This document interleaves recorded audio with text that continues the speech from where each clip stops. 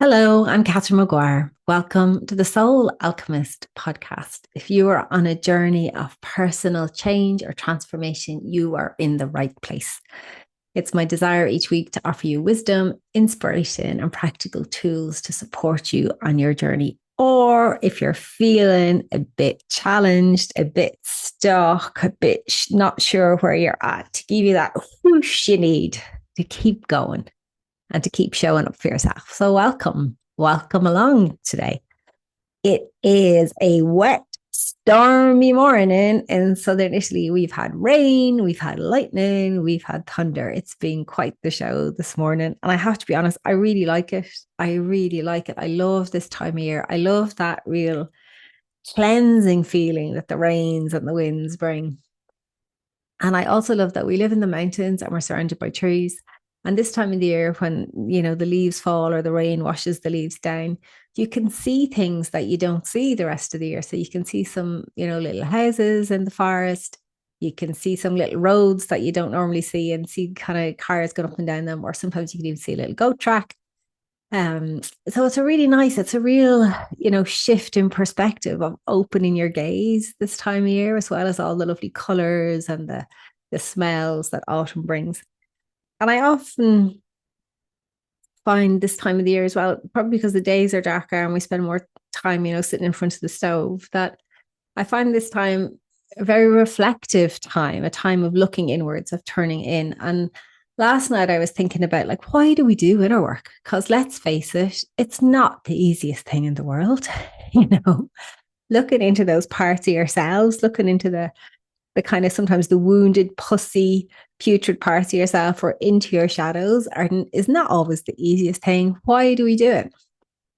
And that was the question I took to bed with myself last night. And when I was in the dream time, I was given this gorgeous image that I want to share with you today, because I thought it was such a perfect image, for the inner work journey. And the image was this. I was shown a set of Russian dolls. So you probably, have seen Russian dolls, or maybe even you have a set of Russian dolls. If you have a set of Russian dolls, this is a good opportunity to get them out. So Russian dolls are like, when you look at it, it's a doll, it's a wooden doll, and it's usually a woman painted on the outside. And then you can crack that doll open, and then the wooden casing comes off, and inside there's another doll. And then you can crack that open, and inside there's another doll. And you keep going, cracking open the different layers of the wooden doll till you get down to this tiny little doll in the center, which is often painted as a smaller version of the original doll, or sometimes it's a little baby. And I thought this was such a good image because it summed up the inner work journey so perfectly. So let's think of it kind of in reverse order, which is, we come into this earth as that tiny little doll, the one in the center. All right, this gorgeous, divine, magical, sensitive, just full of imagination child. Okay. And then life happens, whether that's, situations in your family, whether that's events, whether that's something at school, whether that's just how you are in yourself and you take on beliefs or whatever. But life happens, and we create this set of coping mechanisms so we can be in the world. All right. And sometimes those coping mechanisms are roles or identities. So maybe, you take on the role of the helper or the fixer or the people pleaser or the negotiator. If there's a lot of fighting in your house, maybe you take on the negotiator role, or maybe you take on the joker role. Well, if I'm making people laugh, at least they're not fighting. Some people take on the role of the sick child, because if I'm sick, they're focused on me being sick and getting me well, as opposed to fighting or whatever dysfunction's going on. All right. So we take on these roles as identities. And we also take on these coping mechanisms. So maybe, to protect your tender heart, you become tough and you take on this tough persona role. Okay. Maybe you take on the rebel role. Well, nobody, it doesn't matter. I don't care. I just do the opposite anyway, so we take on these roles. So each of those roles and identities and behaviors that we take on, and sometimes they're learned behaviors, because children learn from what we see. We learn by example. So, and you'll probably find that, you'll find yourself doing something or saying something that your mom said or that your dad said that you promised yourself you would never do as an adult, and there you are doing it. So we learn behaviorally. All right. So if you think of it, so we start out as that gorgeous little doll, that little tiny doll in the center, and then each identity, each behavior pattern, all those things become a layer that we put around ourselves. They're one of the next dolls. And we layer up and we layer up and we layer up and we layer up until eventually we become that final doll. And that's who we say we are as an adult in the world. But it's not true. What we are is a sequence of layers protecting a gorgeous, tiny, sensitive, magical child that's there in the core. Okay. And inner work is the journey to remove those layers, to remove that armoring so that we can be ourselves in the world. So that magical, gorgeous, sensitive, amazing child can be themselves in the world, but as an adult and consciously. And inner work starts for people usually in two ways. So the first kind of thing that happens for people, for some people, is that life knocks you on your ass, basically. So either you will have a breakdown, you will get sick, you will have an injury, you'll have an illness, maybe a significant relationship falls apart, maybe you get your heart broken, maybe you just wake up one morning in the throes of addiction, rock bottom, think, I can't keep doing this anymore. Maybe you get fired from your job. Maybe you didn't get the promotion you were 100% sure you were going to do, whatever it was. But something will jolt you enough that you will step onto the inner work part and path and start to crack open that first layer, that outside doll. Okay? Excuse me. What'll happen for some other people is that little doll inside starts scratching. And you can feel that itch, you can feel that niggle, or you can hear her voice and she's saying, let me out. Or he's saying, I got to get out of here. Can't breathe. It's claustrophobic. I need to be on the outside. Let me out, let me out, let me out. Come find me, let me out. Okay. And the thing is, if you've taken the path of having the life event happen that has catapulted you onto inner work, I'm pretty sure I would say 99.9% of the time, that little voice was there, but you ran away from it. And you kept going until you couldn't avoid it anymore.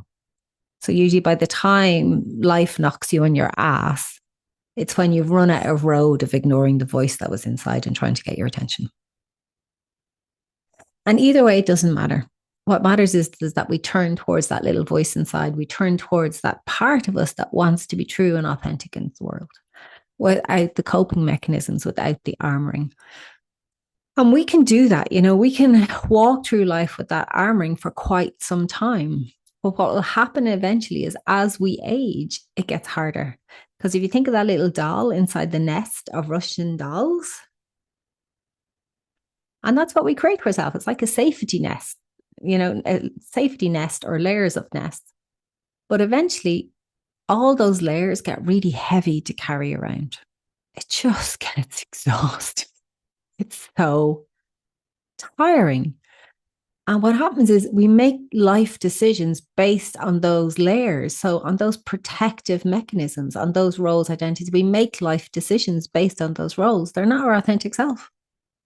And they will invariably never work out well because they weren't your truth. They weren't authentically you. They were you making a decision from a coping mechanism or a pattern based on who you aren't really. So when it rolls out into the world, the end game isn't going to be good. It might be for a while, but ultimately you won't feel joy. You won't feel fulfilled. And that's what those layers rob. The layers rob you of your joy. They rob you of feeling fulfilled. They rob you of feeling light in yourself. They rob you of feeling expansive. You can't feel expansive because you're this little tiny doll surrounded by all these other layers. So that's why we do inner work. We do inner work to feel free, to be ourselves freely without limitation, to love freely without fear of getting our hearts hurt, to experience life fully, experiencing life out to the edges of our being in ways that are true to us. We do the inner work to be in relationship wholeheartedly with the other, whoever the other is, a friend, a family member, a lover. We do the inner work to touch fully into our creativity so we can access the full color palette of who we are.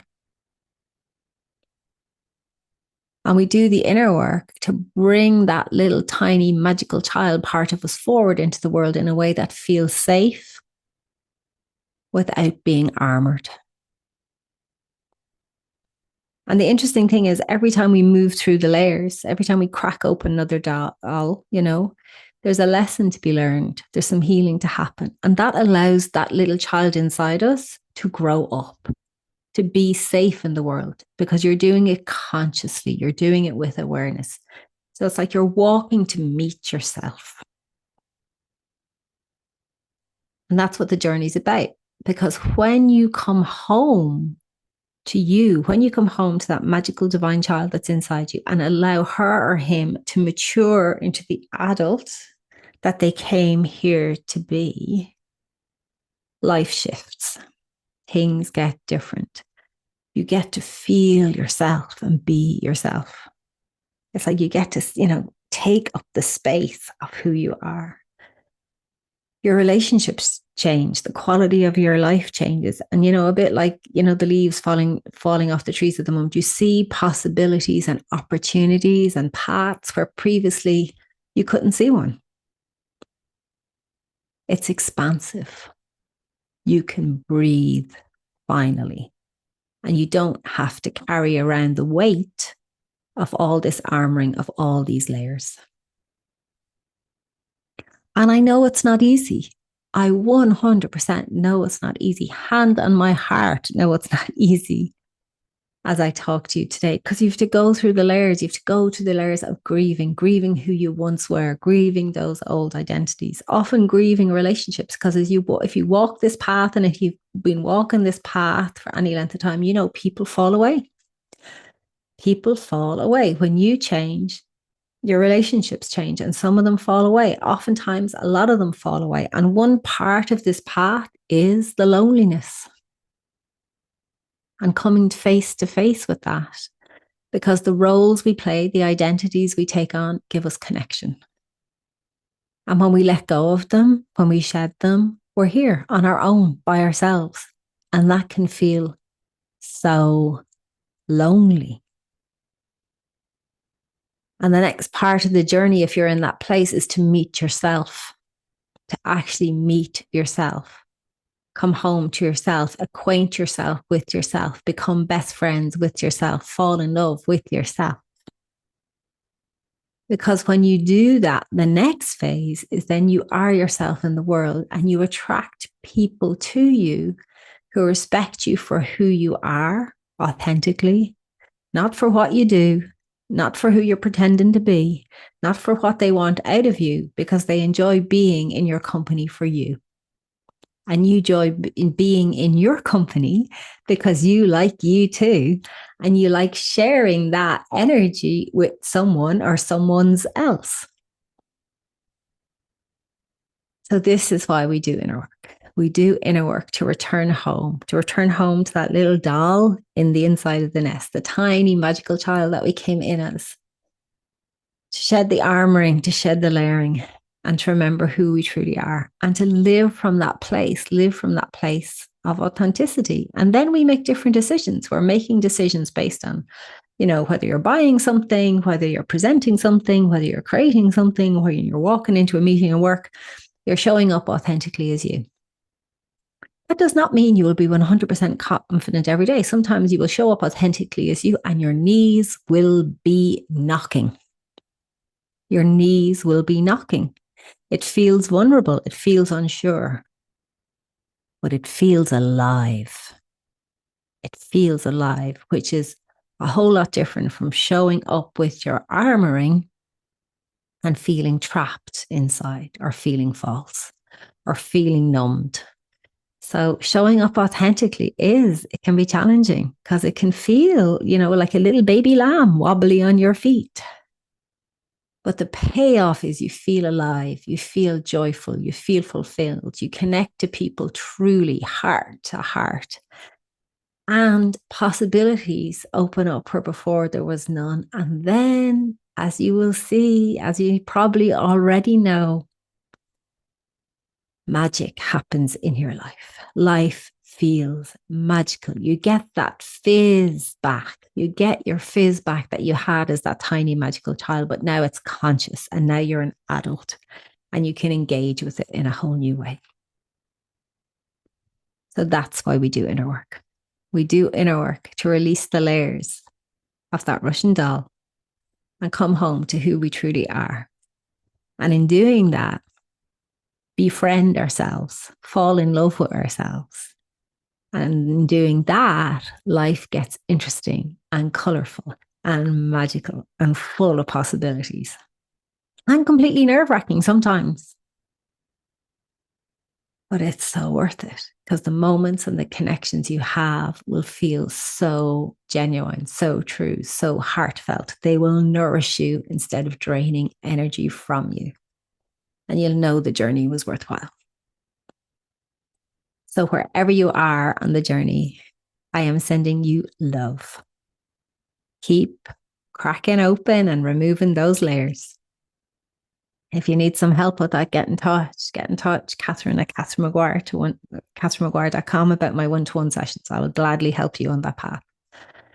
But please stay the journey, stay the course, because it's a commitment to you, meeting you, being you. And a world that is just batshit crazy at the moment. We need more people being their true, gorgeous, wonderful, magical, sensitive, authentic selves. So keep going. Keep going. Maybe you need a timeout. Maybe you need to take a rest. Maybe you need, a cup of hot chocolate or a coffee or a cacao. Take a time out. That's all part of it too. Bit of self-care is so important. And then kind of dust yourself off and go again. But show up for you and answer that little voice on the inside, which is saying, let me out, let me breathe, let me be myself in the world. Let me be my full, glorious, amazing, magical self. So have a gorgeous week. Have a gorgeous week. Let me know where you are on the journey. Let me know where you are on your journey with Russian dolls. And if you have Russian dolls, take them out, open them out, have a look at them, put them on your desk or on your shelf or on your table or your counter somewhere you can see them to remind you to keep going. And have an absolutely gorgeous, magical week. Sending lots of love from my heart to yours. Slán. Agus ciao.